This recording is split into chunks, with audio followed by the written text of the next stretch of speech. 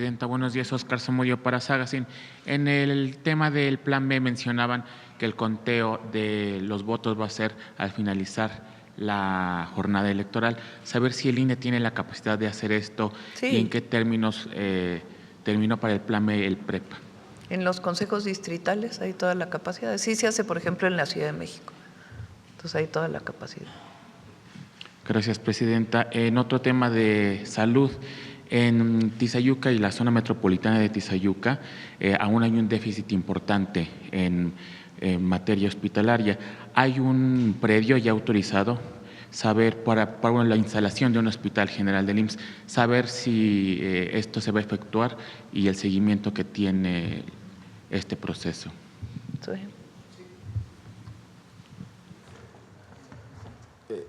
Muchas gracias, Presidenta. Sí, hemos estado trabajando con el sector, las necesidades de todo el sector, toda vez que la ruta hacia la universalidad nos debe plantear una planeación que incorpore a todas las tres instituciones. Efectivamente, tenemos una propuesta de donación en Tizayuca.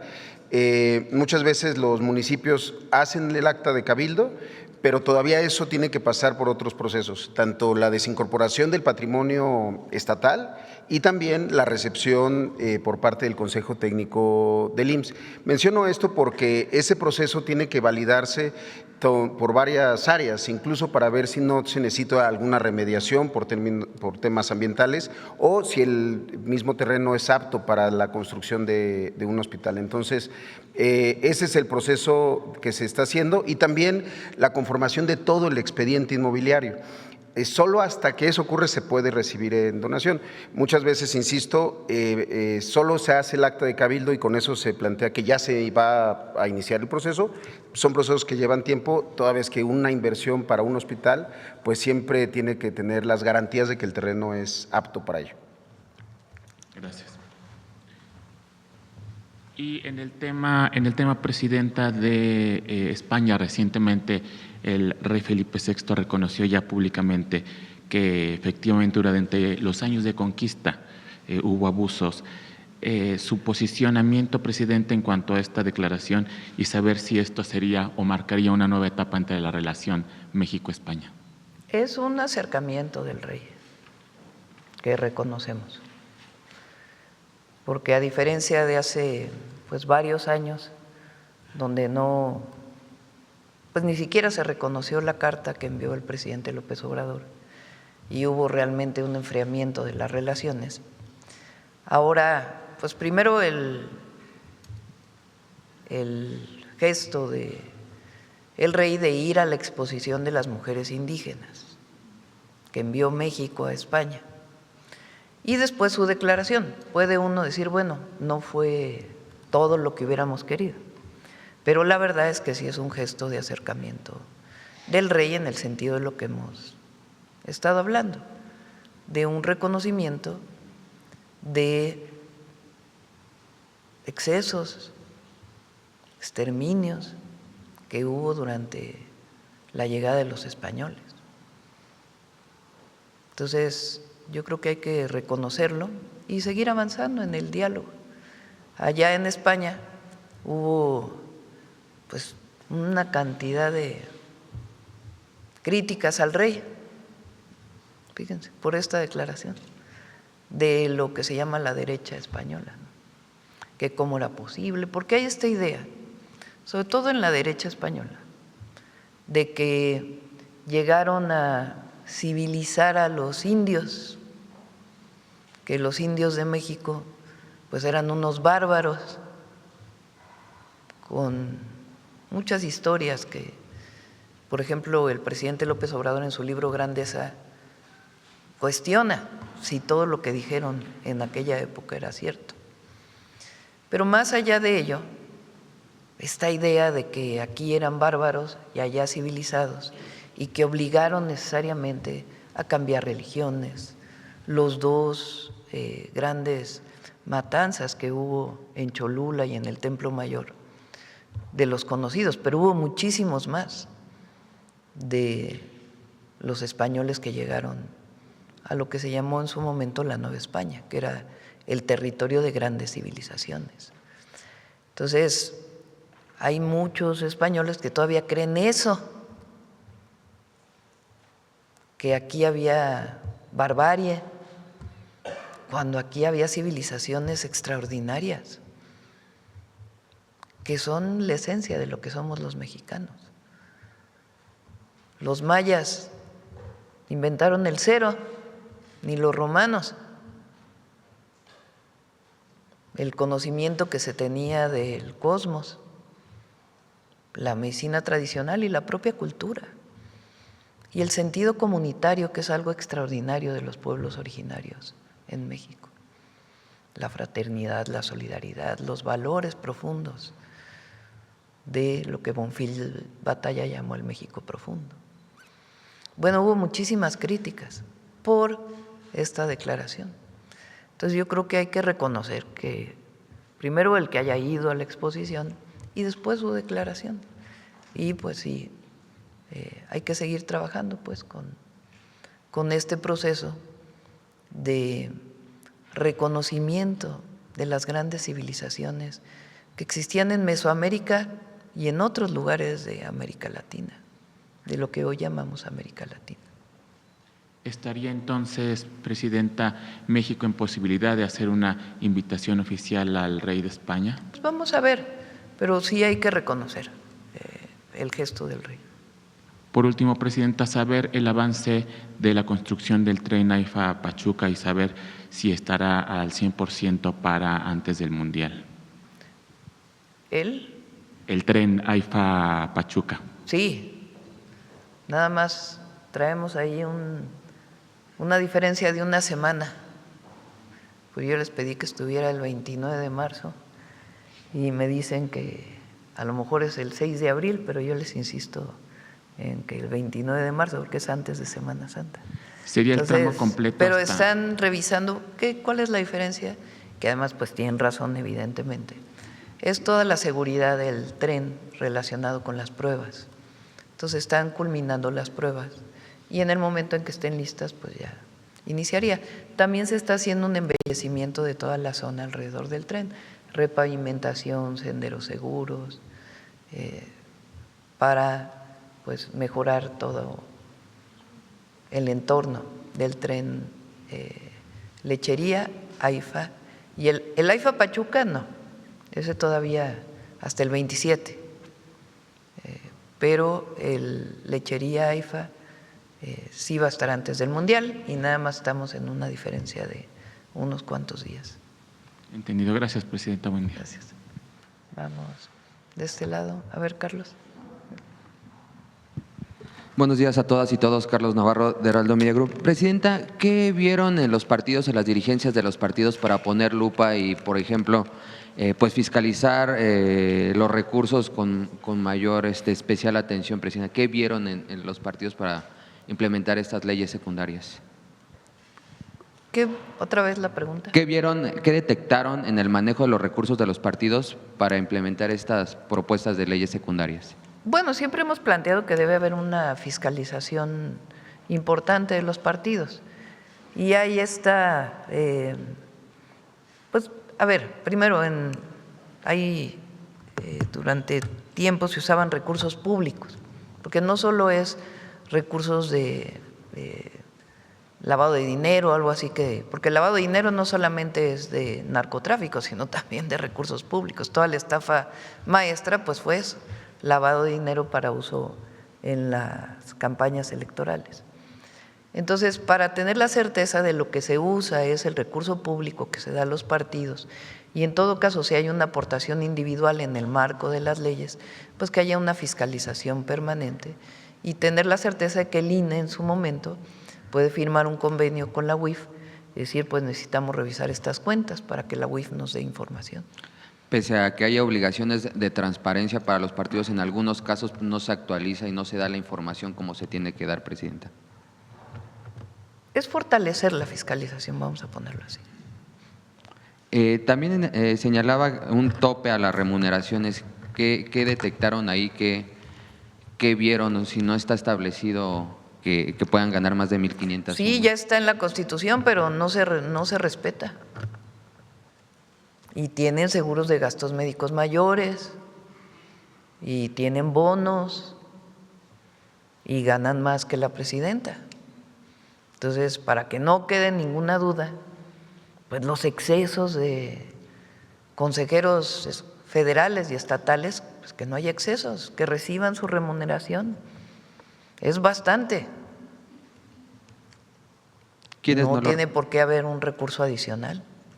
¿Quiénes no lo están respetando, presidenta? Pues varios consejeros, estatales y federales. También preguntarle cómo llegaron al dato del 0.7% para los congresos locales. Es un promedio de lo que se usa ahora. Había otra propuesta de que se hiciera a partir de población y monto medio por diputado, pero era mucho más complejo.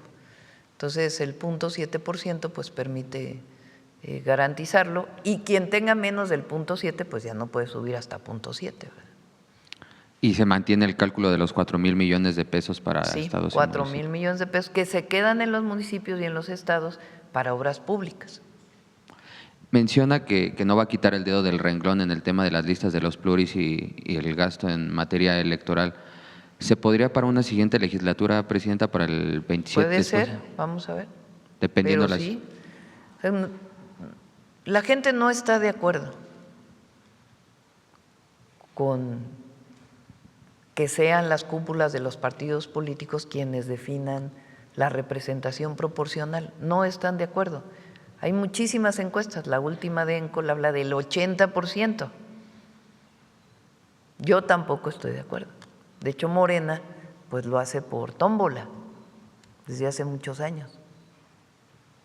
Entonces, vamos a seguir insistiendo y pues la gente tiene que elegir de acuerdo a esa posición. Dependiendo, digamos, la conformación de la siguiente legislatura, van a analizar si se retoman los temas.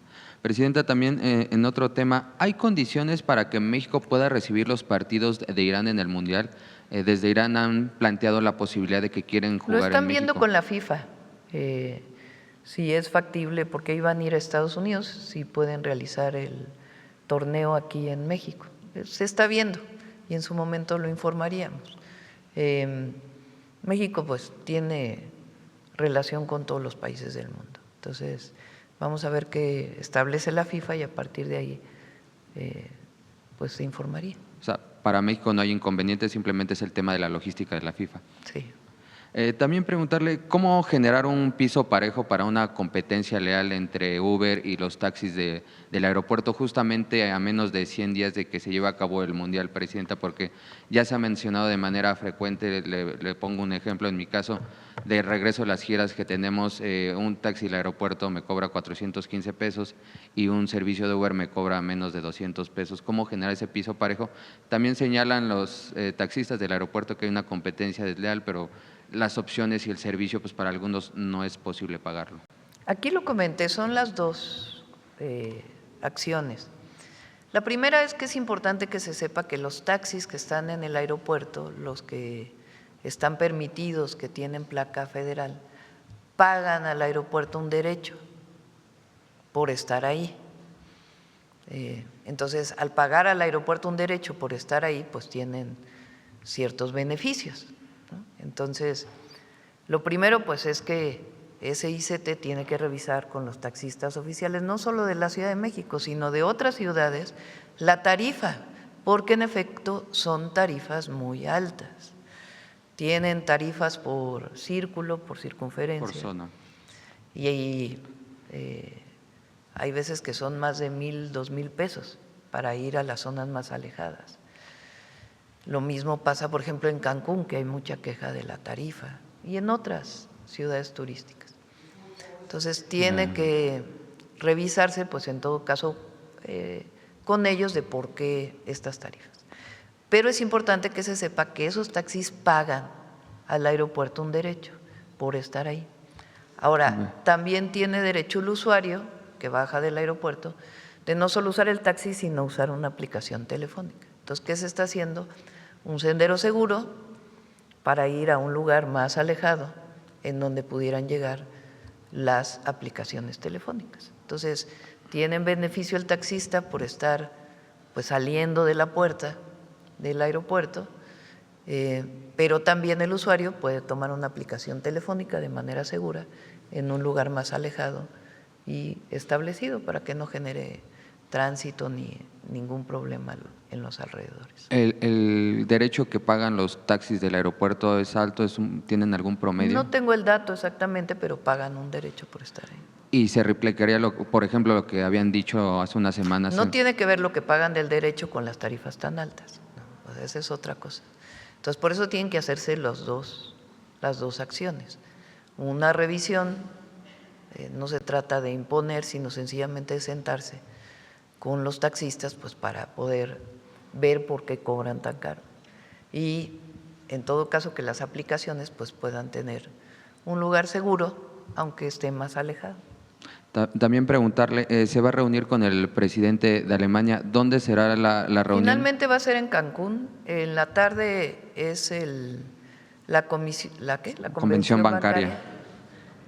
Entonces es mejor, nos daban mejor tiempo y hablamos con ellos y acordaron que era posible hacerlo en Cancún, la visita del presidente de Alemania y después ya la convención. ¿Y qué temas piensa abordar con el presidente de Alemania? Los temas que normalmente vemos con los presidentes que vienen, pues relación de amistad, cultural y comercial.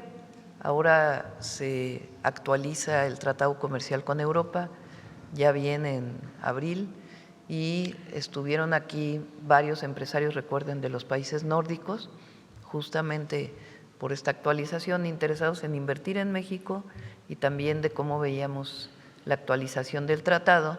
Y lo mismo pues será con el presidente de Alemania, temas culturales, educativos y al mismo tiempo de comercio y de inversión. Y hablando de Cancún, ¿qué mensaje va a llevar a la convención bancaria, presidenta? Ya, vamos a esperar.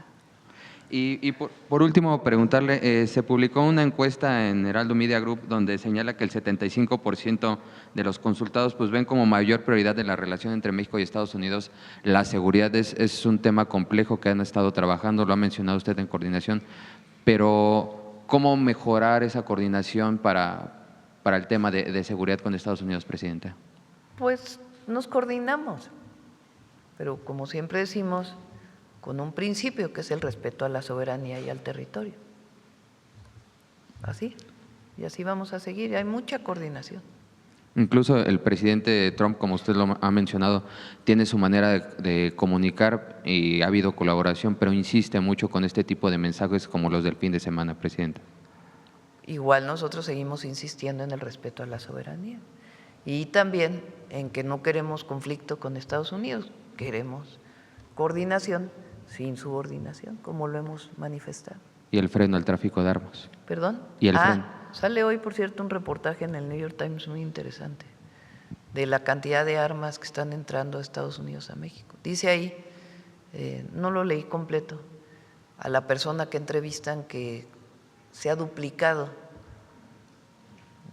la entrada de armas a México. No sé si esto sea un dato real o no, pero nosotros seguimos insistiendo en lo mismo, que la mejor forma de ayudar a México pues es evitar el tráfico de armas ilegales de Estados Unidos a México.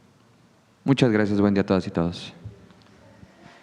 Vamos sobre el tema, a ver quién no ha preguntado. A ver la compañera que no ha preguntado. Sí. Muchas gracias, presidenta. Celsin Juárez, de noticiasdefrente.com. Presidente, solo para precisar en este plan B cómo quedaron las fechas de la revocación de mandato y la elección judicial, si se van a aplazar o se va a adelantar. No, no estamos planteando aplazar la reforma al Poder Judicial. En algún momento lo pensamos, pero es igual, o sea, es un monto, es otra vez un monto muy importante de destino de recursos públicos para el 28. Y son todavía varios magistrados y jueces que tienen que cambiar del periodo anterior. Entonces, pues es mejor ya si vas a votar, pues que de una vez votes por todo. Lo que se está haciendo es un planteamiento para facilitar esa votación, que haya menos candidaturas, que las comisiones puedan hacer una revisión mayor de quienes se postulan para jueces, y que solamente se vote por dos, un hombre y una mujer. Gracias, presidenta.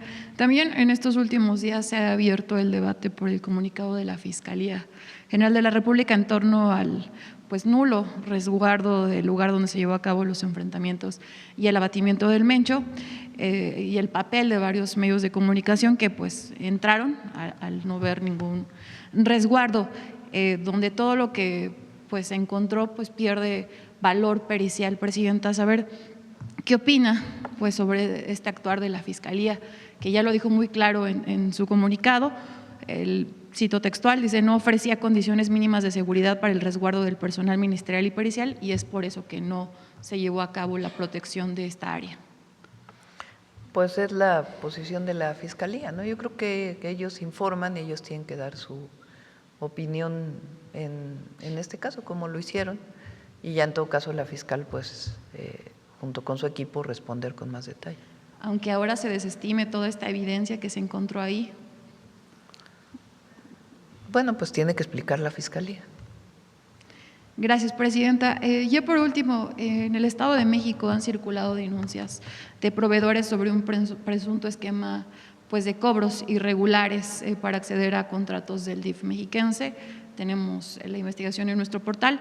Los señalamientos involucran a un magistrado, esposo de la directora del DIF estatal, a un diputado local y a un notario de Tlaxcala, Alejandro Moreno Morales, quien por cierto ya investigamos y perdió su patente en 2025.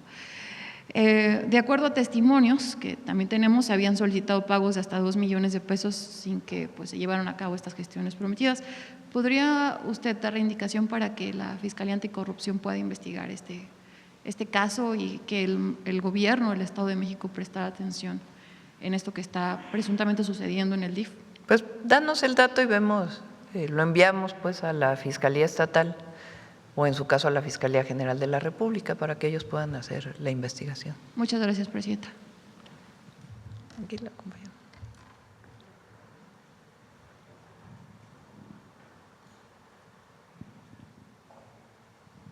Gracias, presidenta. Buenos días, Karina Aguilar, de Diario 24 Horas. Preguntarle, presidenta, ¿cómo sería entonces esta simplificación que se va a hacer en la elección del Poder Judicial?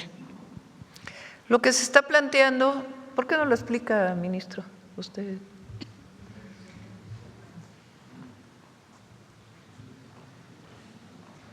Gracias, presidenta. Con su permiso. Lo que se está planteando es uniformar el número de candidatos y candidatas para disminuirlo, que haya 2 candidatos, un hombre y una mujer por cada uno de los 3 comités, y que al final el elector pueda elegir, optar hasta por un hombre y una mujer. Esto haría mucho más sencilla la votación, más ágil y menos compleja. Recuerden que la vez pasada las boletas eran con demasiados nombres y esto hacía difícil. Creemos que de esta manera la ciudadanía va a poder elegir con mayor claridad y facilidad a sus candidatos y candidatas. Gracias, gracias, presidenta.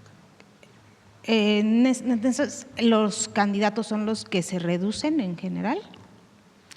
Actualmente, si se acuerdan cómo fue el proceso, se nombra una comisión por el Ejecutivo, una comisión por el Legislativo y una comisión por la Corte. La Corte al final, en el proceso anterior, renunció a esa facultad que tiene, y el Legislativo tomó algunos de los candidatos que se habían inscrito en el Poder Judicial para que no tuvieran que no se dijera que no se hizo bien la elección por no considerar a estas personas que se inscribieron con el Poder Judicial. Pero la Constitución establece que hay una comisión del Ejecutivo, una comisión del Legislativo y una comisión del Judicial. Se abre una convocatoria, se inscriben y después de ahí se seleccionan de acuerdo con el currículum, y una vez seleccionado hay una tómbola. Al final se eligen en el caso de jueces y magistrados, eran, a ver si me acuerdan cuántos eran, a ver si lo checas ahí en la Constitución, 10. Entonces quedan 10. Ahora se está proponiendo que se reduzcan a a 6. 3 hombres y 3 mujeres. Entonces, al reducirse, pues va a ser más sencillo. ¿Qué más?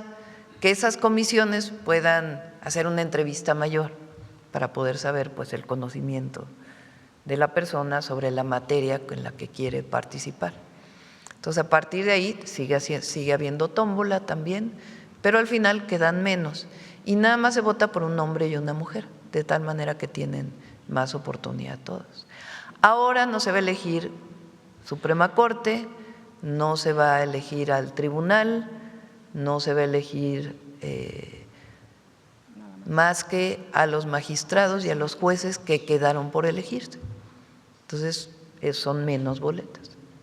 Gracias, presidenta. También, en el marco de todas estas negociaciones, las cuales encabezó la secretaria Rosa Isela Rodríguez, ¿cuál fue la clave para que los aliados ahora sí decidieran apoyar en su totalidad esta nueva iniciativa que enviará del día de hoy?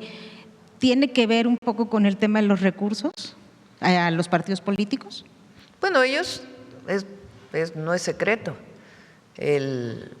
una buena parte de los diputados del Partido Verde y del PT y los diputados de MC y los diputados del PRI y los diputados del PAN se negaron a que se redujeran los montos de los partidos políticos o a que los plurinominales, es decir, la representación proporcional de los partidos, fuera electa de manera directa. Eso pues es público y notorio.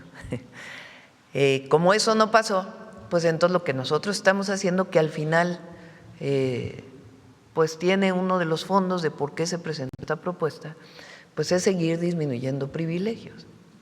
Entonces, se ponen límites a lo que puede percibir el presidente de un partido político, porque hoy no hay límites y son funcionarios públicos, porque al final su salario depende de lo que aporta las mexicanas y los mexicanos en sus impuestos. También se ponen límites a los beneficios que pueden tener como funcionarios públicos. Entonces, se le pone límites a los consejeros de los institutos electorales locales y del Instituto Nacional Electoral, se ponen límites a los que son de los tribunales estatales y el tribunal, la Sala Superior del Tribunal de Justicia Federal Electoral y algunos otros límites, ¿no? Si recibes tu recurso, pues no se puede ir para beneficio de una persona. Se ponen límites, digamos, o se exige mayor transparencia en el uso de los recursos y fiscalización para que no se vayan pues a los funcionarios del partido. En todo caso, pues que se dediquen a lo que es a la promoción de los candidatos y candidatas. Y al mismo tiempo, la fiscalización. Entonces, ahí hay límites. Y además, planteamos que hay otros lugares donde sigue habiendo muchos privilegios, como los congresos estatales, como el Senado de la República y como las regidurías. Entonces, se pone límite en cuánto pueden percibir, se pone límite en la cantidad de recursos que deben ser asignados de los estados y se pone límite al número de regidores. Entonces, la esencia de lo que estamos planteando es seguir disminuyendo privilegios para funcionarios públicos y que ese recurso sea para la gente, para obras públicas para la gente. Entonces, esa es la esencia de la propuesta que estamos haciendo. Sobre el tema de salud, presidenta, ¿nos podrían recordar cuál es la meta de abasto general de medicamentos para este año? 100%, obviamente. No, pero… Ok, ¿y cuántos medicamentos se tienen que comprar y se tienen que abastecer este año? Porque, por ejemplo, Rutas de la Salud, bueno, el IMSS Bienestar nos da a conocer cuántos se han estado entregando, pero si nos pudiera recordar la cifra en general que se tienen que entregar este año y cuántos por cada institución, Sí. por favor. Eduardo. Con mucho gusto les platico. De hecho, pueden ustedes confirmar y cualquier persona que nos lea puede también meterse a la página compraconsolidada.salud.gov.mx, donde publicamos todas las semanas todas las compras de medicamentos que hemos adquirido en este año. Ya estamos en torno a los 3.500 tipos de medicamentos que se compran en el sector salud Y muy importantemente, para que ustedes lo sepan, estamos ya en el proceso de compra hacia el 2027-2028 de manera muy anticipada. Resultado de este proceso, y es importante que lo sepan todos, se hizo un ejercicio con todas las áreas médicas de las instituciones, con los expertos de la Secretaría de Salud, y ya tenemos un portafolio de medicamentos mucho más optimizado para asegurar que compramos todo lo que requieren los mexicanos. En este portal, si le ponen ahí donde dice monitoreo compras, si le ponen ahí donde dice consúltalo, pueden ver ustedes y cualquier persona todo lo que el Estado mexicano ha comprado. Son 3,352 medicamentos, tipos de medicamentos que representan 4,826 millones de piezas que están ya siendo distribuidas a todos y todas los mexicanos. Muchas gracias.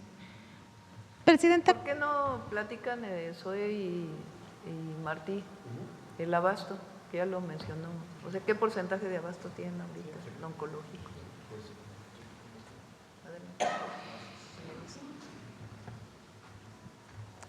Comento rápidamente, Presidenta, que traemos un porcentaje de 97% de abasto de medicamentos.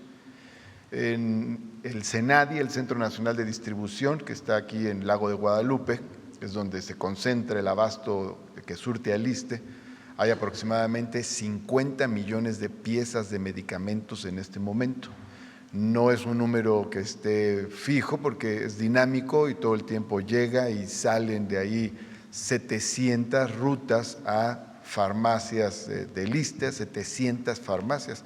El ISSSTE tiene 700 farmacias, entonces de ahí salen a las 700 farmacias. Tenemos un mecanismo de revisión cotidiana, diaria, de cómo estamos en las diversas unidades, y lo que estamos buscando es incrementar el número de unidades que se encuentran en 100% de abasto. Entonces tenemos diversos rangos para que no haya unidades que tengan menos de 90% de abasto. Y traemos del conjunto de nuestras unidades, más o menos debemos tener ahorita unas 60 unidades que están en el 100%, o sea que no les falta ni una sola clave, además de las que están en el 90 y tantos, 99. En las visitas que hacemos y que encabezo personalmente, siempre pasamos a la farmacia y en la farmacia vemos cuántas claves tienen y cuántas les faltan. Entonces, por ejemplo, he ido hace algunos días aquí a unas clínicas de la Ciudad de México, como la de Fuentes Brotantes en Tlalpan o Iztapalapa 2 en San Lorenzo Tezonco, están al 99.9% de abasto. Por ejemplo, antier que fuimos a Iztapalapa, faltaba una clave nada más en una de las farmacias. Nos acompaña el equipo para ver qué clave falta para que ésta se pueda surtir, ya sea por compra directa emergente, si es el caso, o por abastecimiento del Centro Nacional de Distribución. Gracias, presidente. Muchas gracias, Presidenta. Sí, como se ha comentado, todo el proceso de planeación para la compra que lleva la Secretaría de Salud, pues al final de cuentas tiene un desenlace cuando después de una consulta en alguna unidad de medicina familiar, en el primer nivel o en la consulta externa, la consulta de otras especialidades, sobre todo en los hospitales, se genera la receta. En el caso del Seguro Social, ya el 96% de las recetas son electrónicas. ¿Qué significa esto? Que se generan en un sistema y se imprimen para que entonces el derechohabiente, saliendo de su consulta, vaya a la farmacia a surtir esa receta. Cerramos 2025 con el 97% de surtimiento completo de recetas. Ahorita estamos cerca del 97.5%, en algunos casos 98%. Ahora, ¿qué es lo que hacemos para, como lo comentaba la presidenta, llegar al 100%? Toda vez que pues tenemos que dar esa garantía, sobre todo para algunos padecimientos que son tratamientos largos, no son casos agudos que alguien se sintió mal un día, fue a la consulta y le recetaron algo, sobre todo los casos que más se ven, pacientes de continuidad, crónico-degenerativos y demás. Entonces, una vez que se llega a la farmacia, todos los días se surten cerca de 600,000 recetas diarias, en algunas de las casi 2,000 farmacias del Seguro Social, en varias ventanillas, obviamente. Ahora, ¿qué pasa cuando algún medicamento en alguna unidad y en algún turno no está disponible, por la razón que sea, ya sea que no ha llegado por un problema de distribución? También se han visto el tema de los incumplimientos de quienes ya han recibido contratos. Pero independientemente de la causa, cuando alguien llega y su receta no se surte de manera completa, o no se surte alguno de los medicamentos, generalmente las recetas no traen solo un medicamento, son en promedio 2.5, a veces más. Entonces lo que se genera es una gestión. Lo que llamamos siempre a los derechohabientes es acudir a los módulos de las técnicas y técnicos de atención y orientación a los derechohabientes, ahora con el énfasis de trato digno. ¿Para qué? Para que puedan levantar ahí una gestión y puedan hablarle y reportar que alguna receta, algún medicamento no se surtió en el tiempo que debió haber sido esto. ¿Qué ocurre? De alguna manera, como pasa en algunas tiendas, se revisa el sistema para ver si alguna unidad cercana tiene ese medicamento. Entonces se dan opciones, ya sea de acudir a la otra unidad para que ya esté listo el medicamento, o si el medicamento está por llegar, dar la cita, o ya no la cita, sino la fecha para solo llegar a la farmacia a recibirlo. Tenemos también otras modalidades que han ido trabajando y creciendo en algunos estados para incluso surtirlo a domicilio, que en algunos casos pues evitamos que el tiempo de traslado y además el tiempo de las personas se ha ocupado para regresar otra vez. Lo que sí evitamos es que tengan que ir otra vez a la cita para surtir otra vez la receta, sino que con la misma receta, que tiene una vigencia de 72 horas, sea con la cual se pueda surtir y entonces llegar a este 100%. E insisto, sobre todo, todos los medicamentos para todas las personas son muy importantes, pero en casos de padecimientos que tienen que tener continuidad porque a la hora de interrumpirlos puede empeorar la salud de las personas, pues tenemos un énfasis muy importante en ellos. Gracias. Gracias. Presidenta, también preguntarle cuál es la lectura que usted le da. ¿Puedes poner? Ah, sí, ándale. Tenemos una gráfica de quejas, Presidenta. Son las quejas que llegan a ISSSTETEL por temas de desabasto de medicamentos. Entonces, se puede observar, si me permite. Gracias. Rápidamente, Presidenta. Este es un corte de donde observamos cómo tuvimos un ascenso en las quejas de medicamentos, por falta de medicamentos en ISSSTETEL. Y luego tuvimos el mayor número de quejas como hacia mediados de 2025 y estas fueron bajando. En agosto fue la reducción más fuerte y más rápida, tuvimos algún pico más leve y nuevamente a principios de este año un nuevo bajón en el número de quejas. Estas son las que están registradas en ISSSTETEL, pero de lo que nos mandan las dependencias, incluyendo Presidencia de la República y otras, es una gráfica muy parecida también, es decir, estamos en un menor número de quejas registradas en ISSSTETEL que las que teníamos en octubre de 2024, que empezó la administración. Gracias. También preguntarle, Presidenta, ¿qué lectura le da a estas medidas que anunció ayer Cuba, que ya van a permitir las inversiones por parte de cubanos que están fuera de la isla? Pues es una decisión soberana del gobierno de Cuba. Creo que hay que reconocer que están buscando distintas opciones para el pueblo de Cuba. Y pues es histórico porque fueron muchos años donde esto no se permitía y es una decisión de ellos de abrir inversiones y también propiedades, particularmente cubanos que salieron de Cuba y que hoy se les invita a poder tener negocios en la isla. Entonces es una decisión soberana de ellos y que representa pues un cambio en la política que habían venido siguiendo. Aprovecho para decir, porque siguen pues con esta cantaleta de que cómo es posible que se abra una cuenta para aportar. Quien no quiera aportar, que no aporte. Y quien quiera aportar, que aporte. Desde nuestro punto de vista, pues tiene un sentido solidario y fraterno a un pueblo en sufrimiento. Entonces, quien no esté de acuerdo, pues está en su derecho. Pero repito lo que dije ayer, estas mentiras y absurdos, calumnias que se hicieron durante todo el domingo y ayer todavía, hoy también muchísimas columnistas, que lo que hagamos no importa, ellos van a estar en contra. Pues no tiene que ver con el sentido fraterno, sino con mucha mezquindad. Entonces, repito mi argumento y estoy convencida de él.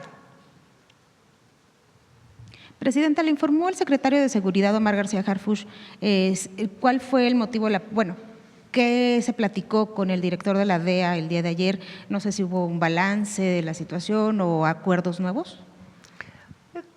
Todavía sigue allá, va a tener varias reuniones. Tiene reuniones con algunas agencias de Estados Unidos y tiene reuniones también con otras instituciones, y sencillamente es parte de la colaboración, y siempre, porque esto es muy importante, con respeto a nuestra soberanía y nuestros 4 principios. Ahí no hay nada que se ponga en riesgo, sino sencillamente reuniones pues de coordinación, de información sobre todo, de inteligencia. Muchas gracias, buen día. Sí. Bueno, de este lado vamos. A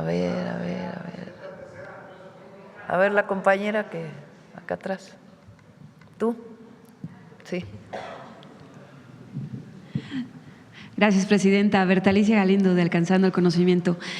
Presidenta, en este sentido, hay mucha suspicacia, ya se lo preguntó la compañera, acerca de en la reforma política. En esta parte de los aliados, ¿no? Morena va a seguir, ¿usted cómo lo consideraría? Yo sé que el partido es aparte y el Ejecutivo es aparte, pero ¿cómo consideraría que unos aliados que pues a veces están y a veces no están, nada más cuando les conviene, cómo poder ir, porque pues yo recuerdo, ¿no? En 2018, cuando pues juntos haremos historia, pues parece que juntos ya no quieren hacer historia, y entonces está esta parte de que sí te doy, tú me das y demás, y no te apoyo cuando se necesita de su apoyo, no lo tienen. ¿Qué opina de esta? Eso de que tú me das, yo te doy, eso no. Por lo menos no es nuestra posición.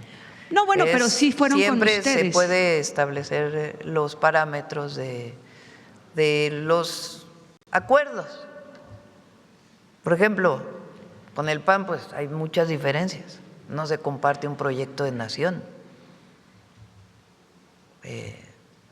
Fíjense, Calderón, ¿no? Describe unas cosas que uno hasta vergüenza debería de darle. Pues se atreve a usar la palabra narcogobierno, imagínense. Cuando él tuvo a García Luna, es así como la hipocresía caminando.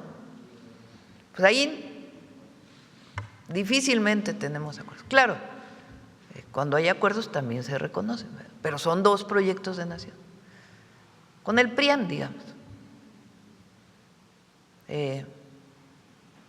Con MC pues habrá algunas cosas en las que estemos de acuerdo, pero pues ellos no estuvieron de acuerdo tampoco en bajarse el monto que reciben como partido, ni estuvieron de acuerdo en cambiar las plurinominales.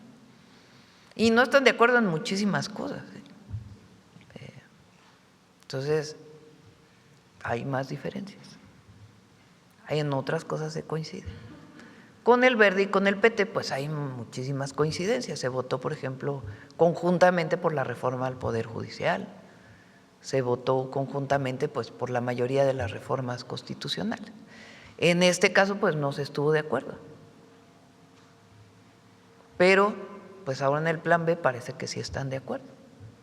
Pero ya la gente lo evalúa, ya la gente lo define. Y nosotros mantenemos nuestra posición porque podríamos haber negociado una forma distinta para los plurinominales en la primera reforma que enviamos. Bueno, la mitad sí, la mitad no. Y tomé la decisión de que yo me había comprometido con el pueblo a algo y que tenía que cumplirlo. Y que en todo caso la gente viera, pues, quién no votó por esa propuesta que me hizo la gente y que la gente está de acuerdo. Pero hay muchas otras cosas en las que coincidimos. La reforma del Poder Judicial no la votaron más que el Verde, PT y Morena. La reforma al artículo 28 de la Constitución para fortalecer a Pemex y a Comisión Federal de Electricidad solo la votaron PT, Verde y Morena.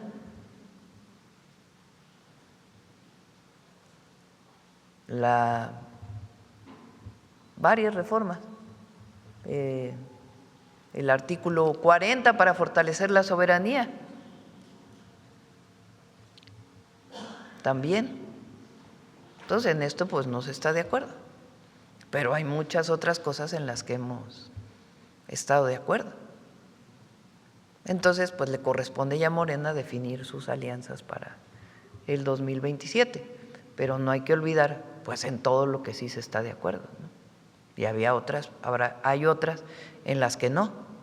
Y la gente pues tomará su decisión cuando ejerza su derecho. Presidenta, en este tema de la inteligencia artificial, y disculpe que insista, pero ¿por qué no se tiene todavía una ley? ¿No se llega todavía a un consenso? Usted ya mandó propuestas y demás, pero parece que todavía no está. Y bueno, le preguntaría al doctor Kersenovich, hace tiempo nos platicó lo que pensaban hacer con la inteligencia artificial. Hay un congreso anual internacional donde se ven justamente temas de inteligencia artificial y salud. ¿Qué son las cosas que podrían retomar o estarían ya tomando en los institutos de salud? Ahora justamente hemos estado trabajando algunas propuestas, como por ejemplo la interpretación de radiografías, mastografías, que hay muchos avances con la inteligencia artificial. No sé si quieras comentar algo.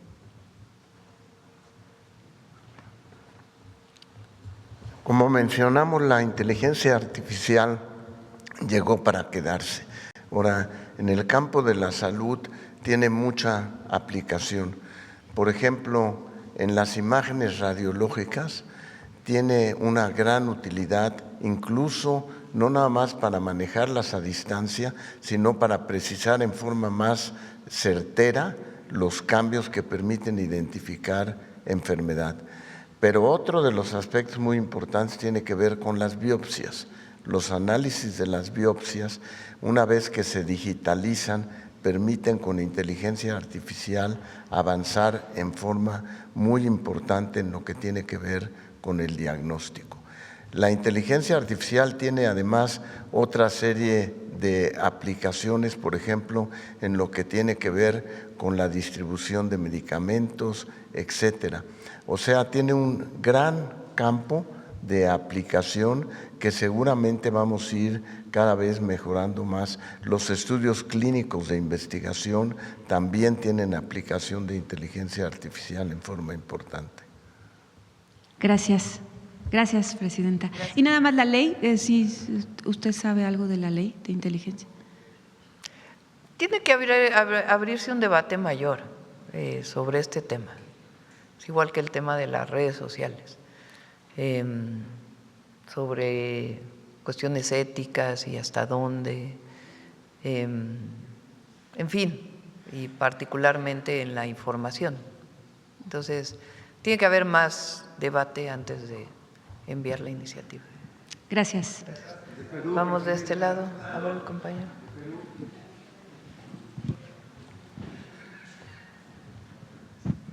Hola, buenos días, presidenta. José Leveña, de Publimetro. En primer lugar, en el tema del Rey de España, quería preguntar si esta relajación de relaciones pudiera llevar a que usted vaya el próximo mes de noviembre a la 30ª Cumbre Iberoamericana de Madrid. Pues vamos a ver, todavía también estamos invitados a la PEC, que creo que es en el mismo mes, a China. También es una posibilidad. Entonces, porque la PEC, recuerden que en el siguiente año viene a México.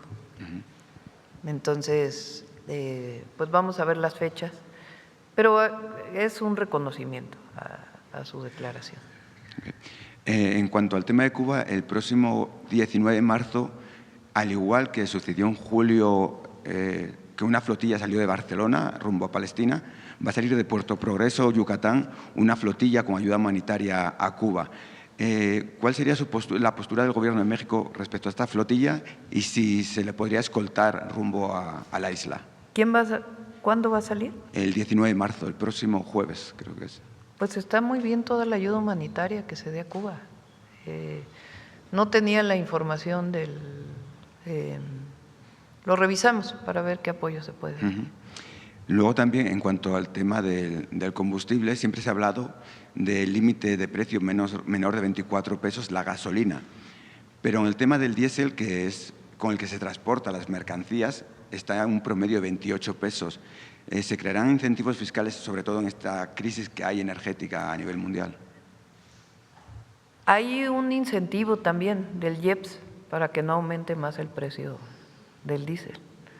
Entonces, también se tiene que revisar con los gasolineros. No vamos a hacer un acuerdo voluntario con el caso de la gasolina, pero sí que no vayan a aumentar de más, ¿verdad? Para que el subsidio no represente pues algo que tiene que ver con la ganancia de los gasolineros. Pero hay un procedimiento para evitar que dañe la economía, o sea, que haya inflación. Sí, principalmente. El objetivo es que no suba la inflación. Y para que no suba la inflación, se hace un cálculo de cuánto disminuye el impuesto para compensar lo que sería el aumento de los precios del diésel, producto del incremento del precio internacional. Hay algo importante que se debe saber. México, aunque produce las gasolinas y el diésel, sus precios son los precios internacionales. O sea, sí hace su contabilidad Pemex, no solo para la exportación, sino también para el mercado interno. Entonces, por supuesto que el costo de producción puede ser menor que lo que está el costo internacional, pero de todas maneras se mide con los precios internacionales. También, como comentaba el compañero, el tema de los taxis del aeropuerto, usted abanderó que se aplicara el IMSS a los trabajadores de aplicaciones, y es un logro del Gobierno, pero muchos conductores de estas empresas que operan en el aeropuerto de la Ciudad de México se quejan de que ellos no tienen IMSS. Si un día no van a trabajar, no tienen seguro médico público, si un día no van a trabajar, tienen que seguir pagando el alquiler de la unidad. Y creo que eso es un tema bastante importante, ¿no? Que todo trabajador que trabaje para una concesionaria, para una empresa, tenga sus seguros. Hay esquemas donde ellos pueden afiliarse, no sé si quieres comentarlo.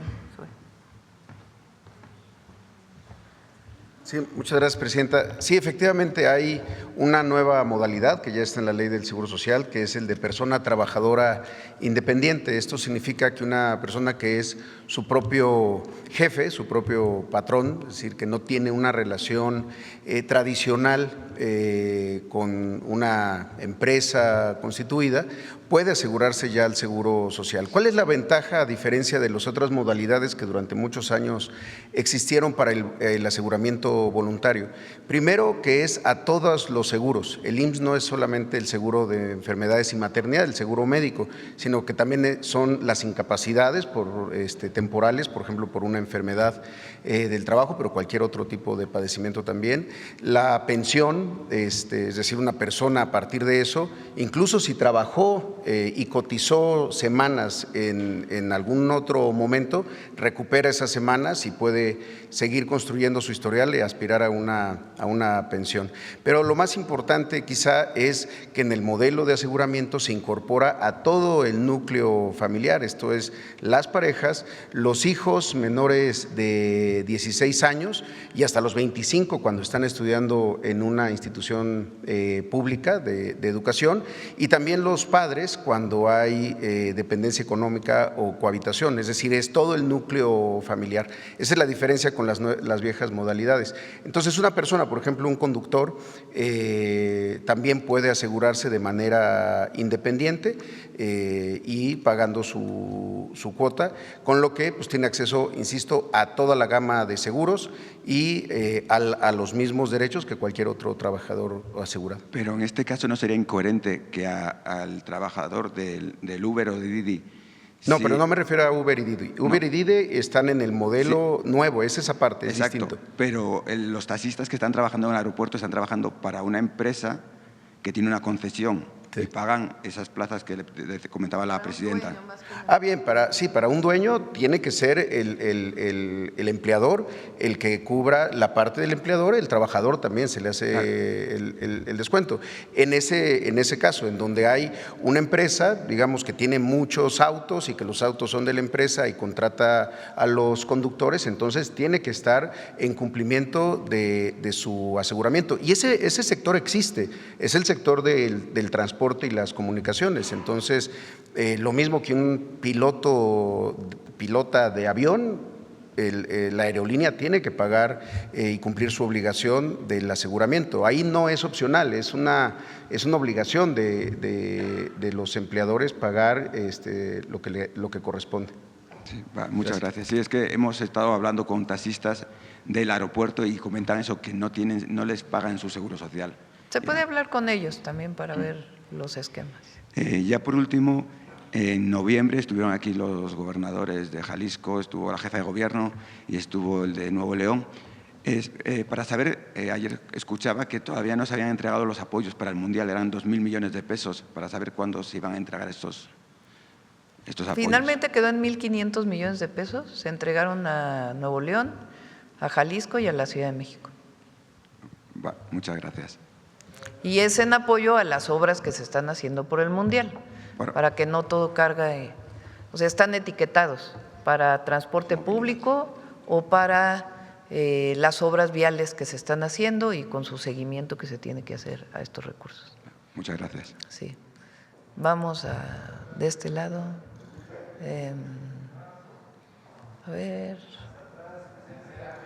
A ver allá atrás el compañero que no ha preguntado. El que está atrás de tú, que estás levantando la mano, saco azul.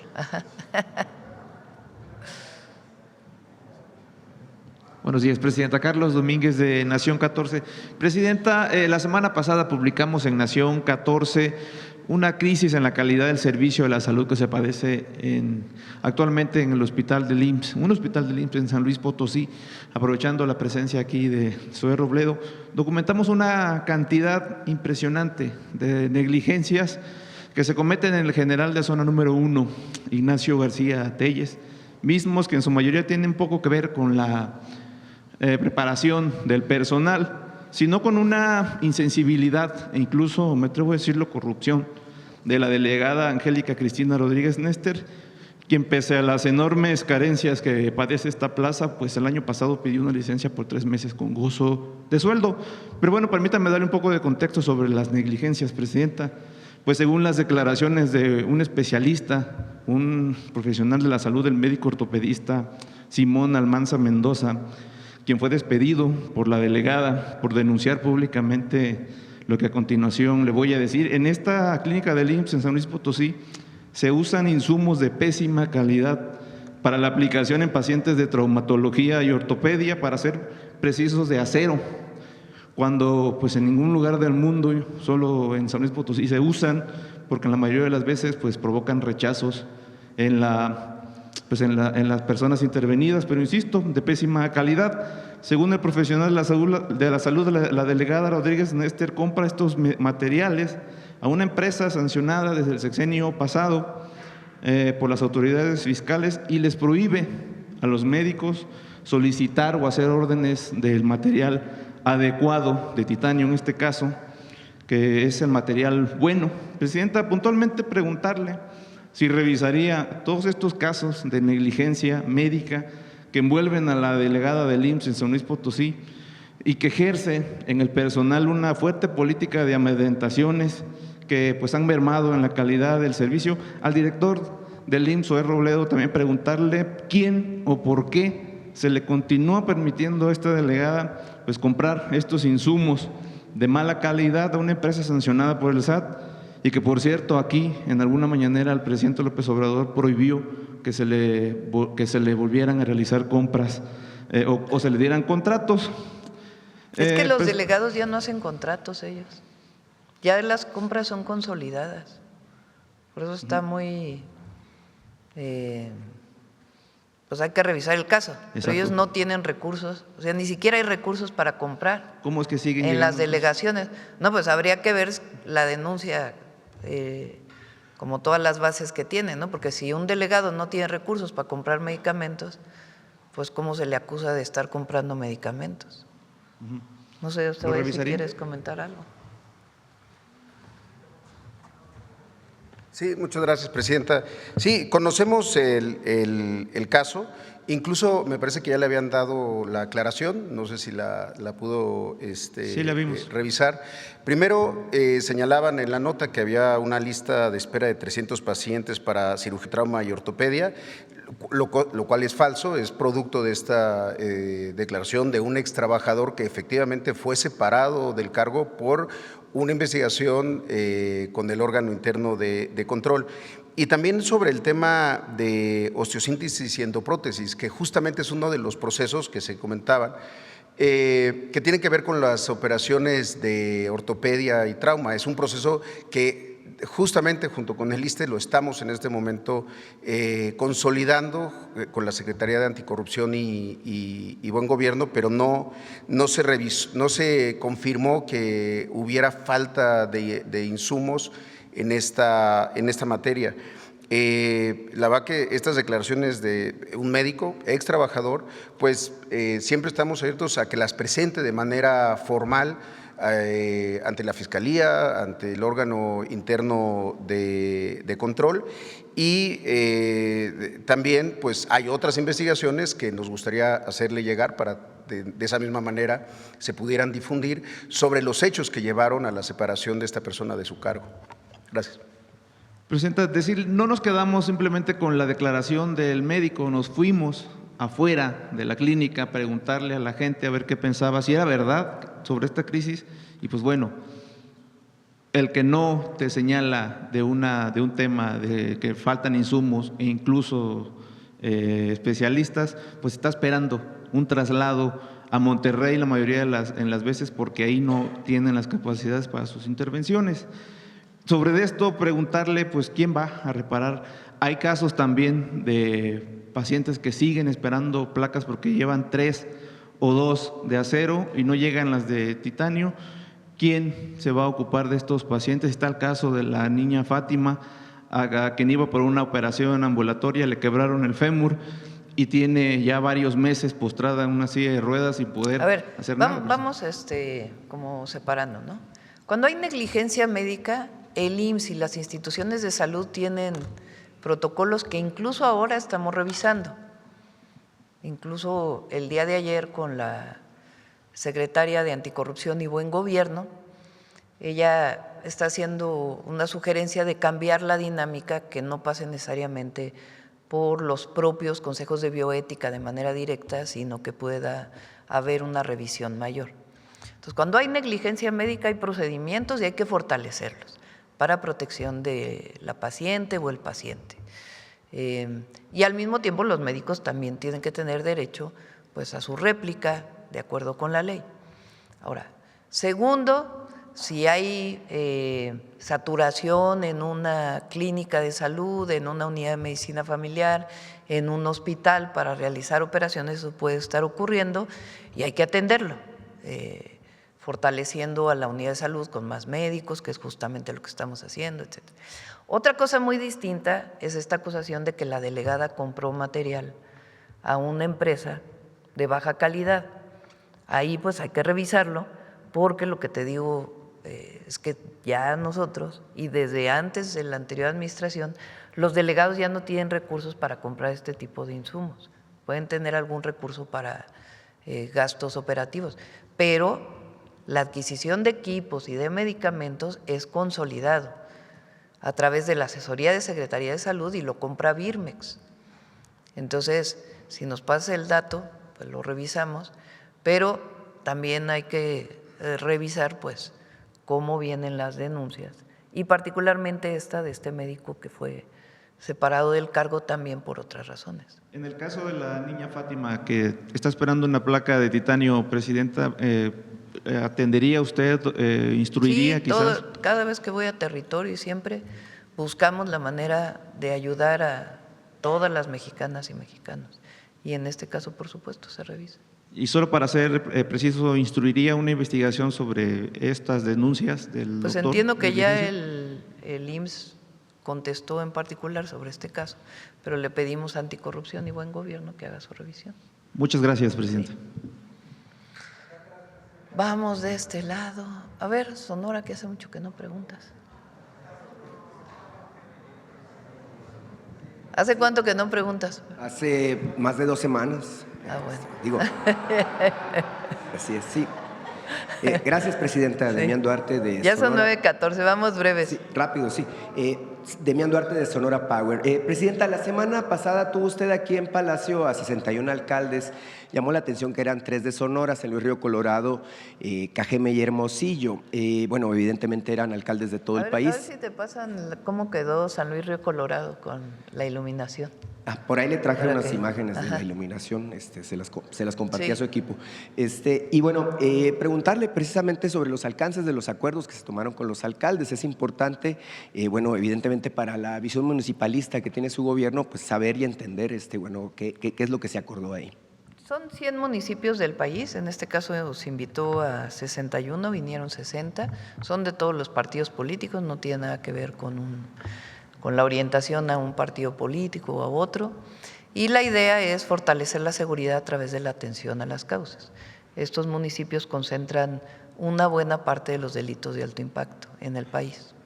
Entonces el objetivo es trabajar con ellos, tanto en el Casa por Casa como en todos los programas que presentamos de jóvenes construyendo México. Sí, el tema es importante obviamente porque pues en los municipios es el gobierno que tiene más contacto con el ciudadano y ahí están pues prácticamente todos los… Transformando México, jóvenes transformando. Transformando México. Ahí están todos los servicios, incluyendo el tema, bueno, de las vialidades, pero incluso temas tan sensibles como es el asunto de la seguridad.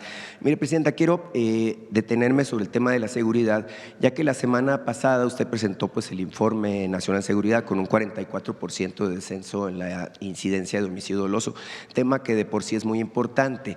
El caso es que revisando de nueva cuenta los datos que tenemos de mi estado de Sonora, bueno, pues encontramos que en Sonora se ha bajado un 66% la incidencia, esto desde el momento en el que asume el gobierno la 4T en el estado y bueno, hasta la fecha. Mire, en aquel momento teníamos 164 homicidios al mes.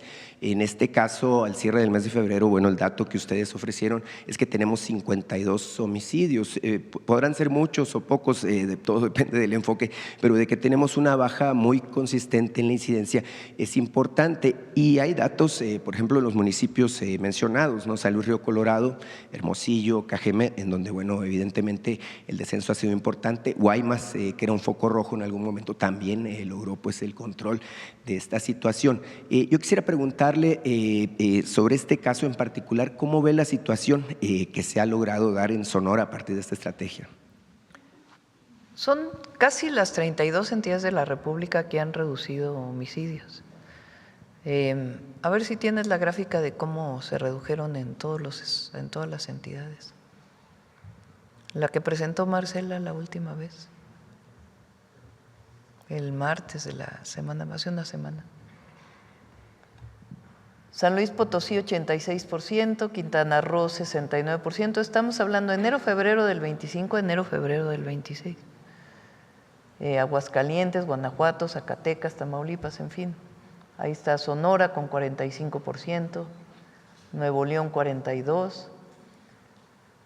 Y es pues la coordinación que estamos fortaleciendo.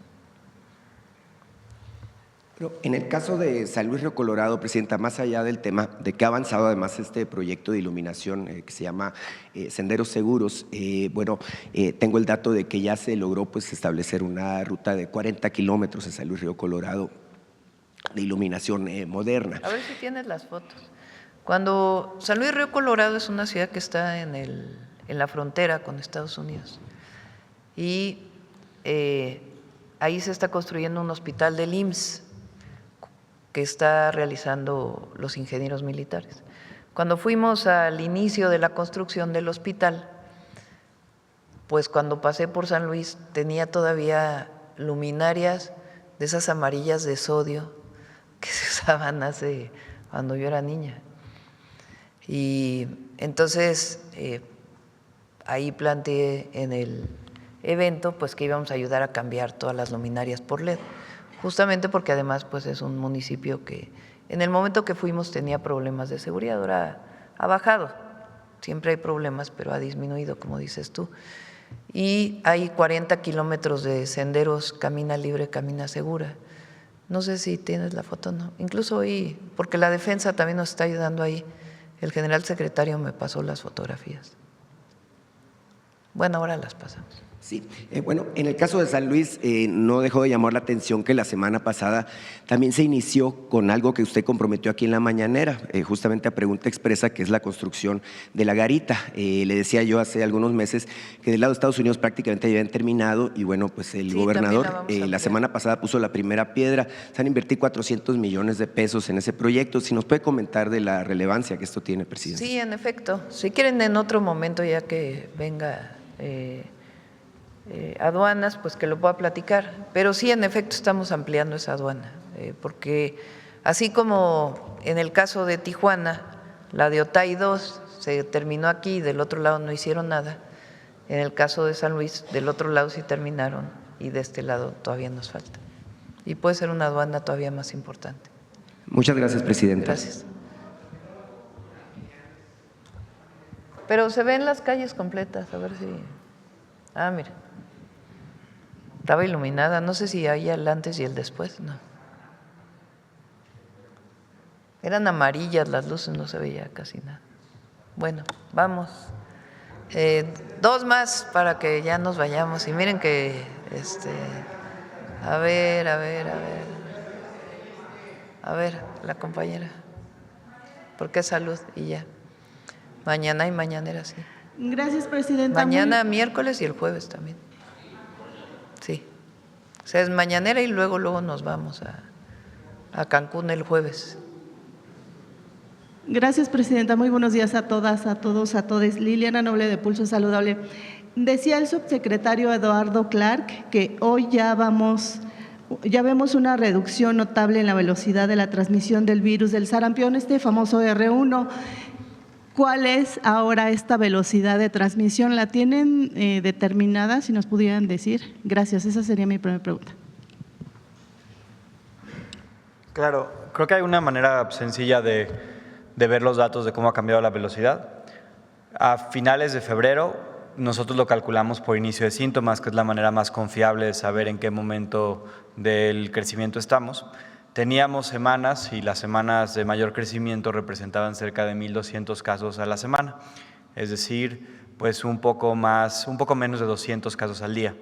Hoy, en las últimas 2 semanas de inicio de síntomas, que son las primeras semanas de marzo, la última de febrero, estamos hablando de un poco menos de 800 casos a la semana, es decir, sí hay una disminución notable.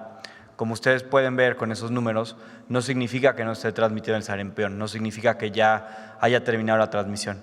Lo que significa es que afortunadamente estamos viendo una menor velocidad, que de acuerdo a todas las proyecciones epidemiológicas nos muestra que posiblemente vamos a ver esa proyección a la baja continuar, pero va a depender, como mencionaba, de que sigamos aplicando este programa nacional de vacunación que hemos aplicado en todo el país. Esa es la buena noticia.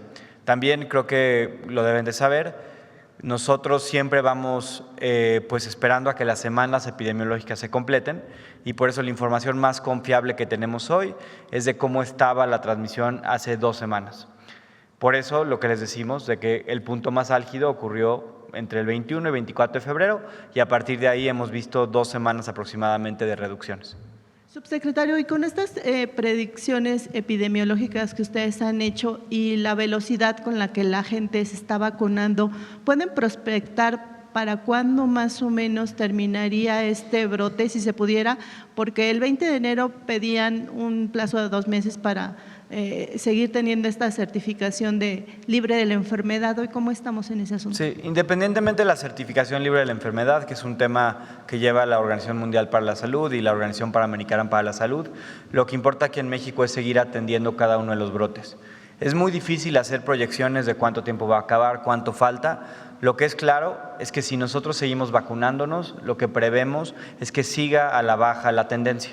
Y la velocidad de la tendencia a la baja va a depender de qué tan agresivos seamos en vacunarnos. Y por eso la indicación que tenemos como gobierno, el llamado que tenemos hacia la población es lograr esta meta de 25 millones de vacunas en 10 semanas. Ya vamos a la mitad de ese periodo, nos faltan 5 y a partir de ahí reevaluar exactamente la velocidad. Pero lo que sí vemos es una ventaja comparable, una ventaja clara comparado con lo que veíamos hace un mes, mes y medio que hablábamos en ese espacio, es que en ese momento veíamos que cada semana había más casos que la semana previa. Se estaba acelerando la velocidad. Esa tendencia se ha revertido y hoy, si bien tenemos casos todavía, hay casos que se tienen que atender con cercos epidemiológicos, cercos vacunales, con vacunación masiva, por lo menos esa tendencia cambió y ahora estamos viendo una reducción semana con semana del número de casos activos. Gracias. Presidente, en un segundo… Todavía hay 20 millones de vacunas para este año, 20 millones de vacunas. Entonces, invitar a que se vacunen todas y todos. Presidente, en un segundo tema, ayer la jefa de gobierno… Dije todas y todos, aunque es prioridad, niños y niñas de 6 meses a 12 años, las 2 vacunas, y de 13 a 49 años en los estados en donde todavía se está aumentando la reproducción. Ya no tanto en todo el país, pero en algunos estados todavía. A ver, ¿por qué no los das? Son Durango, Quintana Roo. Durango, Puebla, Quintana Roo y Sonora. Son pocos casos, pero van en aumento. Gracias, Presidenta. En un segundo tema, ayer la jefa de gobierno, Clara Brugada Molina, presentó un programa muy extenso para detección oportuna de cáncer de mama denominado Chichihuatl, en referencia a que así se llamaba a los senos. Y en ese sentido, ella piensa adquirir más mastógrafos, tener un aproximado de 500 mastografías. Y yo quisiera, me quedé con la duda el día que hicieron la presentación de este centro, cuando una mujer es detectada con un BIRAT 4 o 5 en su mastografía que requiere de una biopsia, a veces se tiene que hacer una biopsia por estereotaxia. Y en algunos centros de salud, en los institutos nacionales, a veces la mujer tenía que comprar su jeringa para que la pusieran en el mastógrafo y le pudieran hacer la toma de la muestra. Es una como pinza muy pequeñita. Yo quisiera saber, esto ya no existe porque hay mucha duda de las mujeres, ya no tienen que comprar ellas el insumo y llegar con el insumo para que les puedan hacer este tipo de biopsias. Entiendo que uno de los mastógrafos que está en esta institución lo hace, pero dependiendo de la localización de la lesión, es que a veces se requiere de este otro insumo. Entonces ya no tendrían que comprar las mujeres este insumo. Ahora le doy la palabra a los médicos, pero nuestra estrategia de atención de cáncer no solamente tiene que ver con la mastografía, que detecta, sino con la atención. Parte del problema que ocurre en nuestro país es que te detectan como mujer un cáncer de mama y después, en algunos casos, tarda hasta 1 año la atención de la quimioterapia. Primero, pues te detectan la probabilidad de que tengas cáncer, porque eso se define con la mastografía. Después tiene que venir la biopsia, en su caso, y después de ahí pues viene el tratamiento. Entonces, nuestro objetivo es que no solamente sea la detección, sino el tratamiento completo. El modelo que tenemos del IMSS Bienestar, que inauguramos el 9 de marzo en la Gustavo Amadero, ahí en La Pastora, se va a replicar en todo el país. El objetivo es que tú tienes tu detección, pero ahí mismo puede haber detección, puede haber toma de biopsia, análisis de la biopsia y todo tu tratamiento, desde una operación, si es necesaria, hasta la quimioterapia, y ya en todo caso, si es necesaria radiar, pues ya te envían a cierto instituto. Y además, el objetivo es usar inteligencia artificial para la detección, que hoy es una de las herramientas que en particular en el diagnóstico del cáncer de mama pues está muy desarrollada. No sé si quiera alguno, bueno, el único médico que está aquí. Ah, no, los dos, Alejandro y ¿por qué hacen así? David. Sí, una de las cosas muy importantes en cáncer de mama es precisamente los tiempos que debe pasar entre que una mujer llega con una lesión a que se le pueda hacer el diagnóstico y además que pueda acceder al tratamiento. Como decía la presidenta, tardaba meses, muchos meses, casi un año eso. Actualmente lo que el programa trata de establecer es, primero, detectar a las mujeres en la fase más temprana, con las campañas de difusión para que acuda a su servicio, a que se pueda ser revisada en forma más temprana. De que llega al momento a que se le haga el diagnóstico, estamos tratando de resumirlo en menos de un mes y que además en ese mismo tiempo se le pueda tomar la biopsia a la persona con su mastografía y con la indicación de tener la biopsia. De tal manera que el acceso al tratamiento se pueda lograr en un lapso de 3 meses para que inicie su tratamiento. El objetivo precisamente de estas clínicas que se van a montar es que se puedan hacer todos los procedimientos en ese lapso y que pueda acceder al tratamiento en forma oportuna y no tenga que tener el retraso. Y en su pregunta de la biopsia, ahora los nuevos mastógrafos tienen la posibilidad de hacer con estereotaxia la biopsia el mismo día que se detecta la lesión. Gracias. Sí. Como decía nuestro secretario y la presidenta, el modelo tiene 2 énfasis. El primero es una unidad de acto único. Esto significa que vincula la detección hasta la resolución total de la enfermedad. La detección la hacemos incluso con brigadas territoriales. En cada centro de salud hemos dispuesto un equipo indoloro, inalámbrico, que permite detectar las lesiones mayores de 5 milímetros que necesitan un estudio de mastografía. En la mastografía hay 2 tipos, la mastografía de tamizaje y la mastografía que permite la toma de una biopsia en el mismo acto. Ese es el importante, que nos permita detectar la lesión y en ese mismo momento tomar la biopsia. Esa biopsia va después a patología.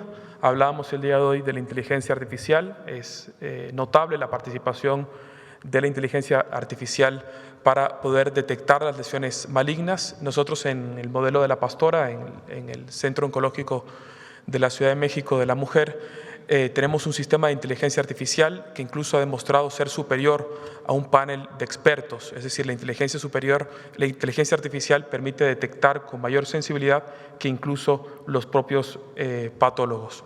Después de eso se vincula, una vez clasificada la enfermedad con mucha precisión, a un tratamiento de quimioterapia.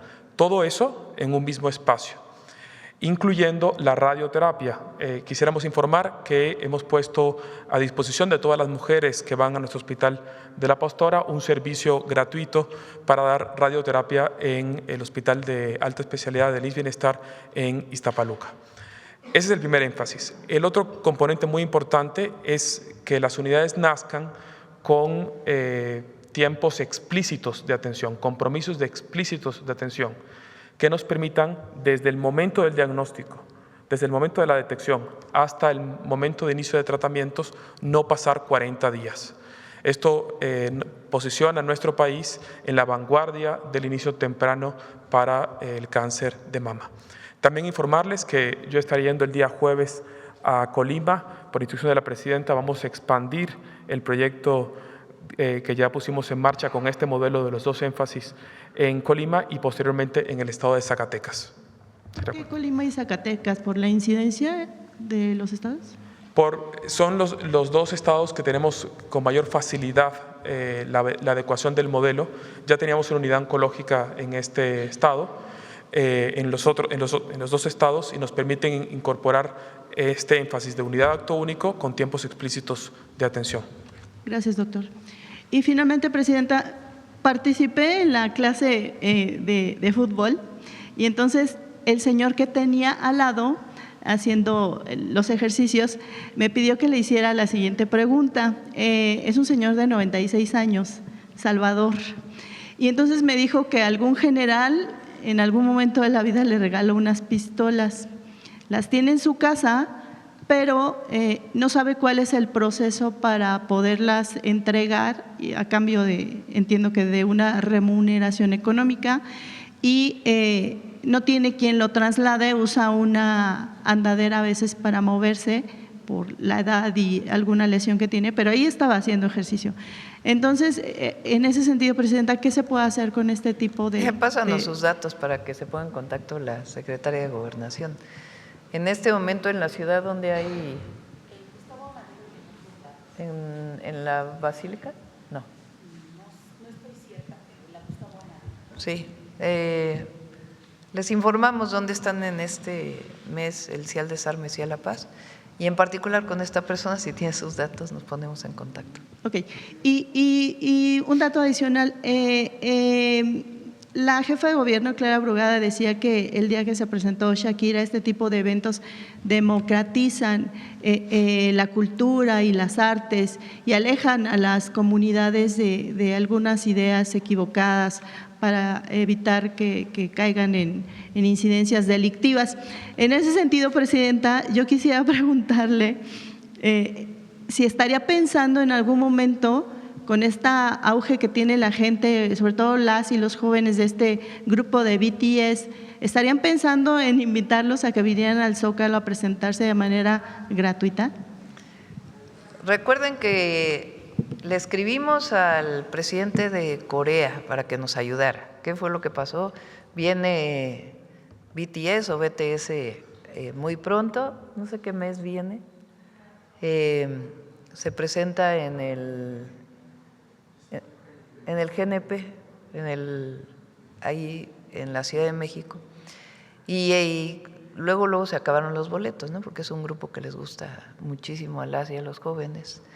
Entonces escribimos al presidente de Corea pidiéndole si por su conducto no se podía poner en contacto con los productores de este grupo para que regresara a México, por lo menos que regresara a México. Entonces ya me contestó el presidente que está haciendo todas las gestiones, que le da mucho gusto que tengan tanta popularidad en México. Incluso lo invité a venir en septiembre al presidente de Corea, creo que sí va a venir, está por confirmarse. Tienen otro nuevo grupo, también ofreció que pudiera venir, también de jóvenes, y está por contestarnos, todavía no tenemos, obviamente pues lo mejor sería que fuera gratuito, ¿verdad? Pero eso ya depende de sus propios productores. Pero sí fue muy sensible el presidente de Corea a la petición que le hicimos y nos dijo que se la pasó a los productores de BTS y que espera que pronto nos puedan dar noticias. Gracias, presidente. Gracias. Bueno, vámonos ya, son 9:36, nos vemos mañana a las 7:30 de la mañana. Son pocos casos, pero ¿qué ocurre en esos lugares? La orientación es que no solo se vacunen los de 6 meses a 12 años, sino que se vacunen de 13 a 49 años. No es que haya una emergencia, sino sencillamente hay más casos que en otros lugares. Gracias a todas y a todos. Sí, ahora Pemex que pueda dar la información sobre sobre Dos Bocas. No es dentro de la refinería, pero ya salió. A ver, ponlo para que todo el mundo se entere.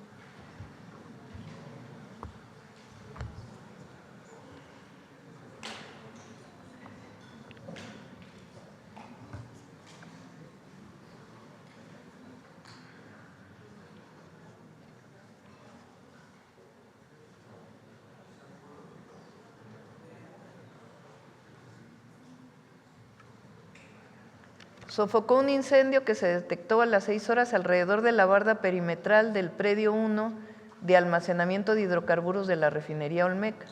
Las instalaciones de almacenamiento de hidrocarburos de la refinería se encuentran sin afectaciones y en condiciones operativas normales. De acuerdo con las primeras evaluaciones, el evento pudo originarse por la acumulación de posibles residuos de hidrocarburo derivada de las lluvias torrenciales e inundaciones registradas en la zona. Pemex continuará realizando las verificaciones correspondientes como parte de sus protocolos de seguridad industrial y protección ambiental.